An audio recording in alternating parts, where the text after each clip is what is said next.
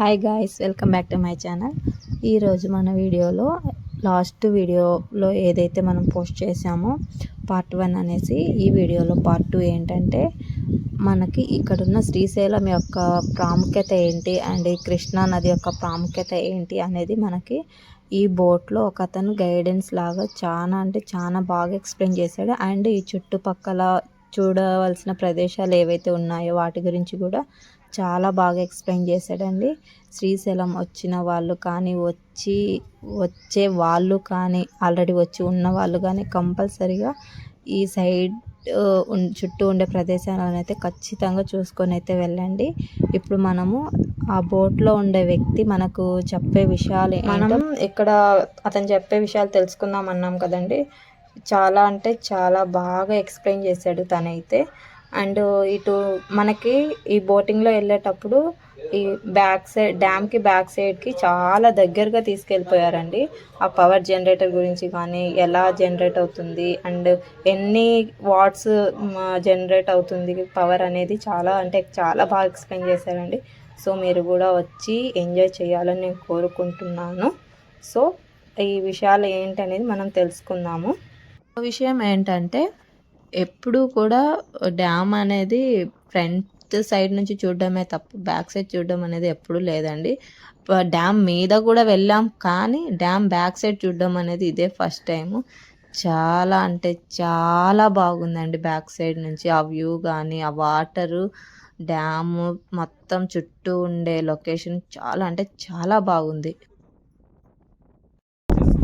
ఇక్కడ ముఖ్యంగా చెప్పేది ఏంటంటే, ఇటువైపుగా 16 కిలోమీటర్లు జర్నీ చేసినట్లయితే శ్రీ అక్క మహాదేవి కేవ్స్కి వెళ్ళవచ్చు. విన్నారా పేరు అక్క మహాదేవి? ఆమె కర్ణాటక ఆడపడుచు. 12వ శతాబ్దంలో ఈ మల్లికార్జున స్వామిని వివాహం చేసుకోవాలని కర్ణాటక నుంచి కాలినడకన వ్యవస్థగా నడుచుకుంటూ వచ్చి ఇక్కడ బ్రహ్మరాంబ మల్లికార్జున స్వామిని దర్శనం చేసుకుని దాదాపు 100 సంవత్సరాల క్రితం ఏర్పడే కేవ్స్ లో కొన్ని సంవత్సరాల పాటు తపస్సు చేసింది. ఆమె తపస్సుకు ప్రతిరూపంగా బ్రహ్మరాంబ మల్లికార్జున స్వామి దర్శనం ఇచ్చి శివలింగం ఒకటి వెలిపించారు గృహంలో. శ్రీశైలంలో ఉండే లింగాన్ని జ్యోతిర్లింగం అంటారు. ఆ కేవ్స్ లో ఉన్న లింగాన్ని స్వయంలింగం అంటారు. శ్రీశైలంలో ఉన్న జ్యోతిర్లింగానికి 1000 రూపాయలు ఖర్చు పెట్టి మనం అభిషేకం చేస్తాం, కానీ ఆ కేవ్స్ లో ఉన్న లింగానికి ఎవరు అభిషేకం చేయరు. న్యాచురల్ గా ప్రకృతి సిద్ధంగా ఒక్కో డ్రాప్ లింగం మీద పడుతూ ఉంటుంది. 365 డేస్ అభిషేకం జరుగుతూనే ఉంటుంది. మీలో ఇంతకు ముందు కానీ ఈ రోజు కానీ శ్రీశైలం గర్భగుడిలో స్పర్శ దర్శనానికి వెళ్ళారు ఎవరైనా? స్పర్శ దర్శనానికి వెళ్ళిన వాళ్ళకైతేనే గర్భగుడిలో విగ్రహాలు కనపడతాయి. గర్భగుడిలోకి ఎంటర్ అయినప్పుడు లెఫ్ట్ సైడ్ ఒక నల్లరాతి విగ్రహం ఉంటుంది, ఆవిడే అక్క మహాదేవి. మళ్ళీ రిటర్న్ వస్తప్పుడు 2 విగ్రహాలు ఉంటాయి, హేమారెడ్డి మల్లమ్మ, సిద్ధిరామప్ప. వీరు ముగ్గురు మనలాగా మానవ జన్మ ఎత్తిన వాళ్ళే. మనలాంటి మానవ జన్మ ఎత్తిన వాళ్ళ విగ్రహాలు తీసుకెళ్లి శ్రీశైలం గర్భగుడిలో శనివారం ముందు పెట్టారంటే ఆలోచించండి వాళ్ళ భక్తి ఎటువంటిదో, వాళ్ళ చరిత్ర ఎటువంటిదో. ఇదే శ్రీశైలం డ్యామ్ శ్రీశైలం ప్రాజెక్ట్ అంటుంటారు, కానీ దీని ఒరిజినల్ నేమ్ వచ్చేసి నీలం సంజీవ్ రెడ్డి సాగర్. ఆయన ఆంధ్రప్రదేశ్ రాష్ట్ర ముఖ్యమంత్రిగా, రాష్ట్రపతిగా చేశారు. ఈ డ్యామ్ కట్టడానికి ఆయన ఎంతో కృషి చేశారు కాబట్టి ఆ పేరు పెట్టడం జరిగింది. Dam designer Mokshagundam Visvesvaraya. 1963 నుంచి 1983 వరకు 20 ఇయర్స్ పట్టింది డ్యామ్ కట్టడానికి. రైట్ సైడ్ బ్లూ బిల్డింగ్ కనపడుతుంది చూడండి ఒకసారి, వచ్చేసి right side power house Andhra Pradesh. అది ఒక్కసారి జనరేట్ అయిందంటే 770 మెగావాట్స్ కంటే తయారవుతుంది. ఇటు సైడ్ ఎల్లో బిల్డింగ్ వచ్చేసి left side power house Telangana. ఇది ఒక్కసారి జనరేట్ అయిందంటే 900 మెగావాట్స్ కంటే తయారవుతుంది. పవర్ హౌస్ వచ్చేసి డ్యామ్ ఫ్రంట్ సైడ్ గా ఉంటాయి. పవర్ హౌస్ లో వాటర్ వెళ్ళే గేట్ ఆపరేటింగ్ ఇస్తుంది. ఫారెస్ట్ వచ్చి Nallamala forest. Present water level 810 feet ఉంది. ఇక్కడ చెట్ల మొదల దాకా వచ్చిందంటే 885 ఫీట్ వస్తుంది.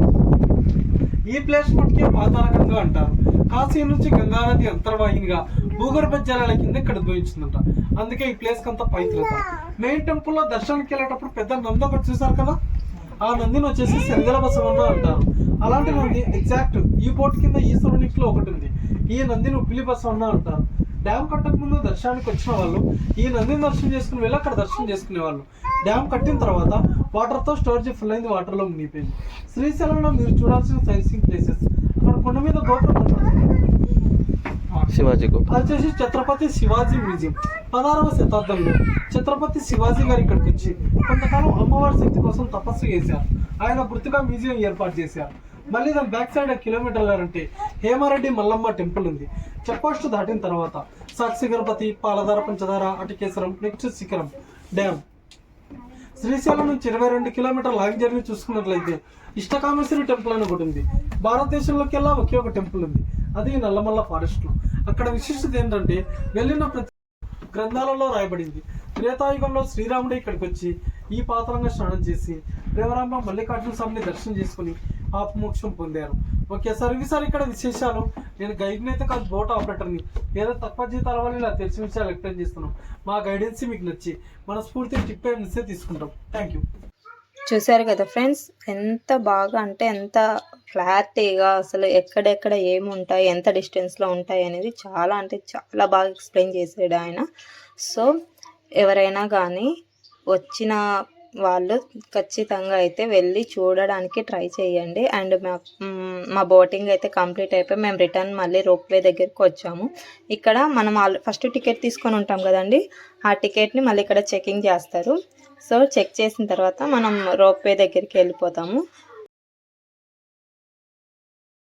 కొన్ని బాక్సెస్ ఏమో రిటర్న్ అయిపోయాయండి, మరి ఇంకా మేము ఇక్కడ వెయిట్ చేసాం కదా, సో కొన్ని ఏమో మళ్ళీ రిటర్న్ వచ్చేస్తున్నాయి కిందికి, అంటే తీసుకెళ్ళడం కోసం అనేసి.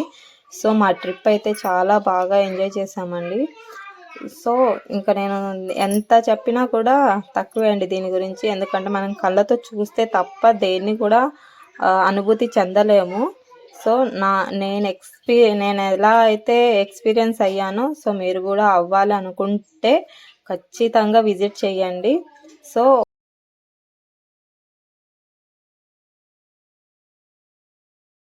నేను ఇచ్చిన ఈ ఇన్ఫర్మేషన్ మీకు నచ్చినట్లయితే ఈ వీడియోని ఎక్కడ కూడా స్కిప్ చేయకుండా చూడండి. అండ్ ఈ ఇన్ఫర్మేషన్ మీకు నచ్చితే నా వీడియోకు లైక్ చేసి సబ్స్క్రైబ్ చేసుకోవడం మాత్రం మర్చిపోవద్దు. అండ్ ఈ వీడియో అనేది మీకు ఎలా అనిపించింది అనేది నాకు కామెంట్లో చెప్పండి. సో ఈ లొకేషన్ అనేది చూసే కొద్దీ ఇంకా చూడాలి అనిపిస్తూనే ఉంటుందండి. పైనుండి చూస్తూ ఉంటే, అంటే పైనుండి అంటే ఈ రోప్వేలో పోయేటప్పుడు కిందికి చూస్తూ ఉంటే అసలు అక్కడ ఉన్న గ్రీనరీ కానీ అక్కడున్న ఫ్లవర్స్ కానీ చాలా అంటే చాలా బాగుంది. ఒక చిన్నపాటి స్వర్గంలాగా అనిపించింది నాకైతే. సో మీరు కూడా ఎంజాయ్ చేయాలి, ఇలాగా వచ్చి శ్రీశైలం వచ్చి ఇవన్నీ ఎంజాయ్ చేయాలని నేను కోరుకుంటున్నాను. సో థ్యాంక్స్ అండి. ఈ వీడియో మీకు నచ్చినట్లయితే లైక్ చేయండి, నా ఛానల్ని సబ్స్క్రైబ్ చేసుకోండి. And thanks for watching this video అండి.